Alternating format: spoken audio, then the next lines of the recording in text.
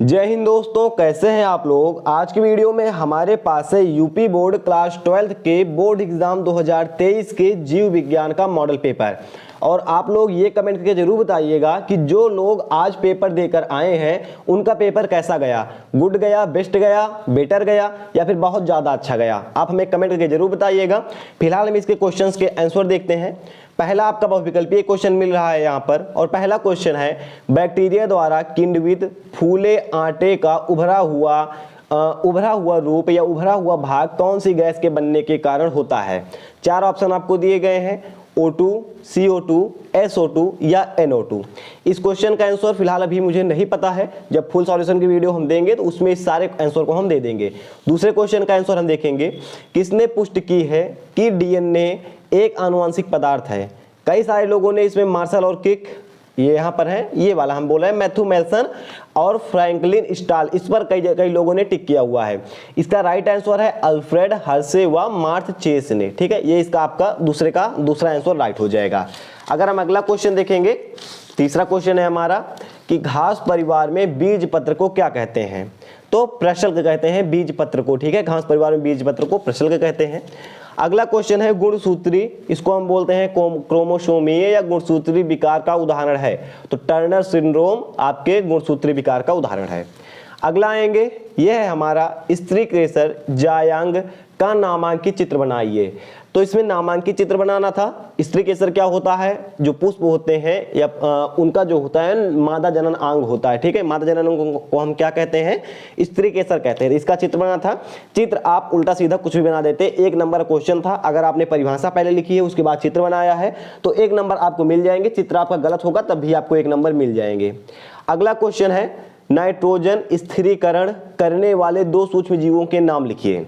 तो इसका right answer हो जाएगा जीवाणु, वो भी एक सूक्ष्म जीव है, और साइनोबैक्टीरिया, वो भी सूक्ष्म जीव है। तो इसका दोनों आंसर हो जाएगा जीवाणु और साइनोबैक्टीरिया।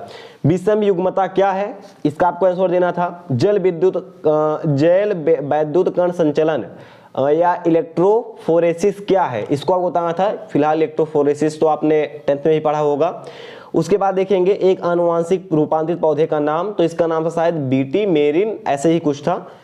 स्क्रीन पर हम लिख देंगे। उसके बाद देखेंगे अगला क्वेश्चन, जैव विकास की क्षति के 2 मुख्य कारण बताइए। ये तो पढ़ने वाला क्वेश्चन नहीं है, ये आपके खुद को बताने वाला क्वेश्चन है कि इसका मुख्य कारण क्या है। इसको आप बनाकर भी लिख सकते थे। ये भी लिख सकते थे कि जो जैव विविधता है इसकी क्षति क्यों हो रही है, हमारी बढ़ती टेक्नोलॉजी है इससे हो रही है, या फिर जो जैव विविधता है जैसे मान लीजिए जीवों में विविधता जो होती है उसके कई सारे कारण है। ऐसे लिखकर 2 3 4 पॉइंट आप लिख देते, 2 नंबर मिल जाता। अब इसे अपने आप लिखने वाला चीज है, अगर आपने नहीं पढ़ा तब भी आप लिख देते हैं तो 2 नंबर आपको मिल जाएगा। गलत लिखेंगे सही लिखेंगे कोई फर्क नहीं पड़ता है। अगला क्वेश्चन है परजीवी जंतुओं पर उदाहरण सहित संक्षिप्त टिप्पणी लिखे। परजीवी जो दूसरे जीवों पर आश्रित रहते हैं उनको हम परजीवी कहते हैं, आपको पता है। तो इन पर आपको टिप्पणी लिखनी थी, कैसे दूसरे पर आश्रित रहते हैं, क्या उनको मिलता है। यही बताना था कि अगर हम न रहें तो हमारे साथ वो नहीं रह सकते हैं। जैसे कि आपके बाल में जुएं होती हैं, वो परजीवी हैं, आप पर आश्रित हैं। अगला है सूक्ष्म जीवों से प्राप्त होने वाले 2 अम्लों के नाम। तो एक अम्ल तो मुझे याद है, लैक्टिक अम्ल कहते हैं, दही में पाया जाता है, वो जो है सूक्ष्म जीवों से बनता है। दूसरा कौन सा है हमें कमेंट कर सकते हैं। परागकण क्या है, इसका नामांकित चित्र बनाइए। 2 नंबर का है, 1 नंबर इसकी परिभाषा पर और 1 नंबर चित्र पर मिलना था।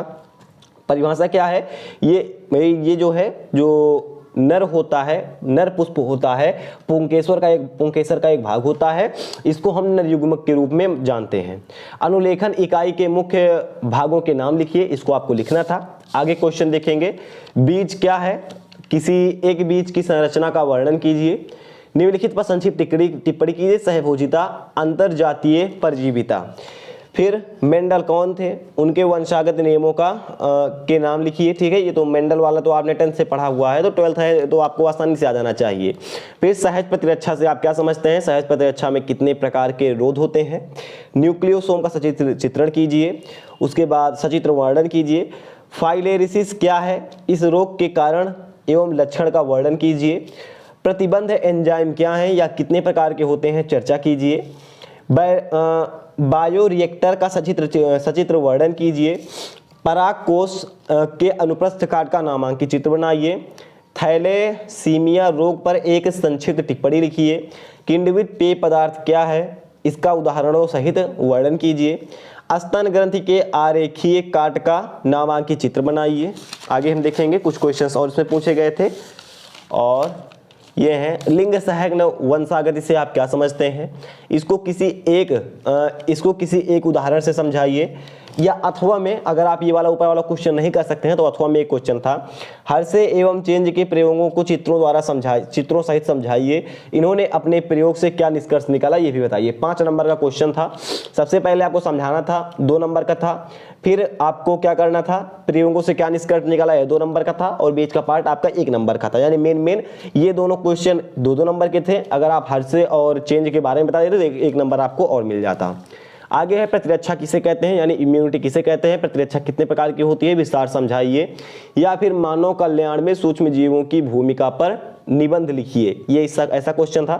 तो फिलहाल ये क्वेश्चन तो आप बड़ी आसानी से लिख सकते हैं, 5 के 5 नंबर आप पा सकते हैं, बहुत ही आसान है। अगला क्वेश्चन था हमारा, ये था अनुकूलन किसे कहते हैं।